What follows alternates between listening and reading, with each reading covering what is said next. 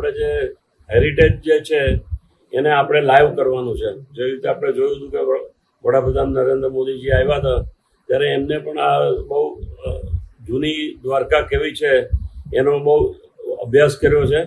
અને મને લાગે છે કે જે પરિક્રમા સિવાય પણ જે વડાપ્રધાનનું જે ડ્રીમ છે એ આપણે સાથે મળીને કરવાનું છે. મારું વર્ચસ્વ નથી, દ્વારકાધીશનું વર્ચસ્વ છે.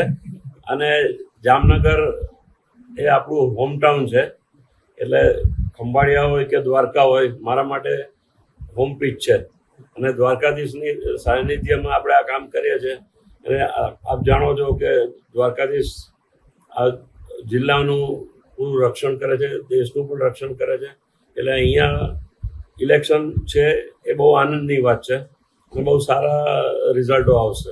આપ કામ જુએ છે અને આપ સૌનો પણ સાથ સહકાર મળ્યો છે. દ્વારકાનું જેટલું વહીવટ કરવાનો હતો એ મારા ટાઈમમાં અમે ઘણો કર્યો છે. સુદામા સેતુ છેલ્લું આપણે જોયું છે અને તેમજ મંદિરની જે પણ રિક્વાયરમેન્ટ હોય એ બધું આપણે રેગ્યુલર જોતા રહ્યા છે, કારણ કે આપણે ધર્મનું છે અને દ્વારકાધીશ માટે જેટલું કરીએ એટલું ઓછું છે. આપ સૌનો ખૂબ ખૂબ આભાર કે આપ સૌ અત્યારે ટૂંકા સમયમાં અહીંયા ઉપસ્થિત થયા એ બદલ સૌ આપનો આભાર.